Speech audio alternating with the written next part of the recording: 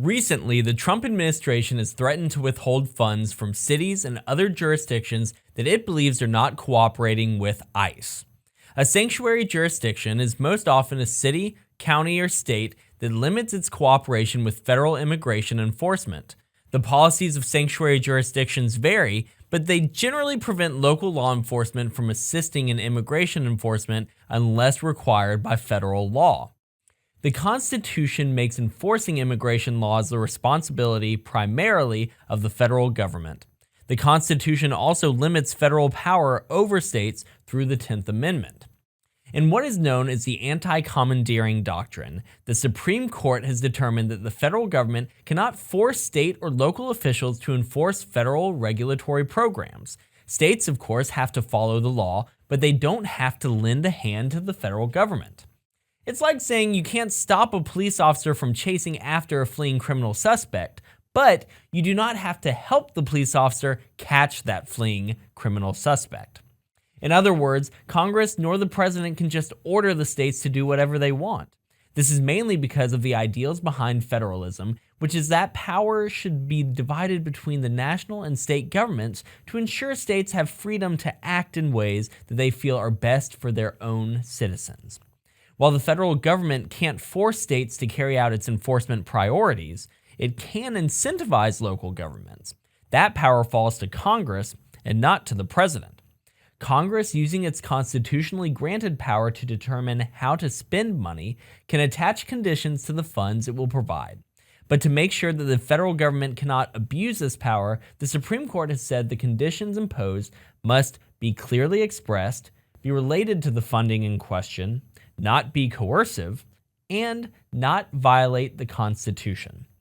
Now, courts mainly focus on the coercive nature of the federal government's actions, so that's what we will focus on. One example where the court found Congress's actions were not coercive was when it refused to pay what amounted to less than 1% of South Dakota's total budget because South Dakota would not raise its minimum drinking age to 21. The court said the burden on South Dakota was small and that the law was basically a little encouragement and nothing more. Now, one example where the court found Congress's actions were coercive was where it said states had to expand health care coverage to their citizens or else it would not help fund any of the state's Medicaid expenses. Now, during that time, states spent about 20% of their budget on Medicaid. Now, the law says that local governments can't prohibit or restrict the sending, receiving, or maintaining information about a person's immigration status with ICE. While sanctuary jurisdictions' policies have been litigated, courts are split with how to apply the law. For example, in one case, the court ruled in favor of San Francisco and California when the federal government tried to cut their funding. The cities refused to share release status and contact details of undocumented immigrants, but did provide their immigration status. The court decided this was legal because the withheld information was not considered immigration status under the law. However, in another case, the court ruled against New York City for doing the same thing. This time, the court said release status and other details must be shared and that withholding them was illegal.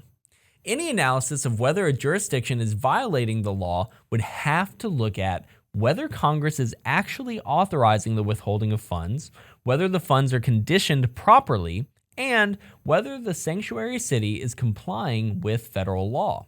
The Trump administration would say that the New York case was correct, and that the actions taken by sanctuary cities and jurisdictions amount to obstruction of justice, harboring of illegal aliens, and conspiracy to impede federal law enforcement, among other things. They'd say decisions like those to not notify ICE agents when illegal immigrants are being released from state detention is an active step taken to prevent the government from enforcing federal laws that allow for deportation. They'd say that the federal laws passed by Congress that allow for the detention and deportation of illegal immigrants cannot be upended by state laws. Also, the funds being withdrawn are related to immigration enforcement, like grants given for policing in the jurisdictions. So clearly, Congress would have no issue with the funding freeze until the jurisdictions comply with the law. They'd also say the funding is not coercive.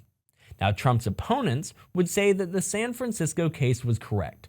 They would claim that the sanctuary jurisdictions do not prevent federal law from being enforced, that the federal enforcement officers are still able to enforce the law as they see fit, and that it is perfectly legitimate that they don't want to use up their resources housing individuals they otherwise would release or maintaining databases they otherwise would not create or maintain, especially if they would only be doing so to enforce a policy preference from the president. They would say Congress has not written any laws requiring them to act how Trump wishes, and that any law that tried to manage how they govern their people would violate the anti-commandeering doctrine. Also, they'd mentioned that no specific funds have been described, and so a blanket freeze on the funds would clearly be uncertain and likely involve a lot of funding unrelated to policing of illegal immigrants. They'd say the broad nature of the funding threat shows that coercion is in fact the purpose of the Trump administration because they want to grind all policing to a stop unless they get their way. So, can Trump legally punish sanctuary jurisdictions? You decide. Let me know what you think in the comments, and don't forget to like and subscribe.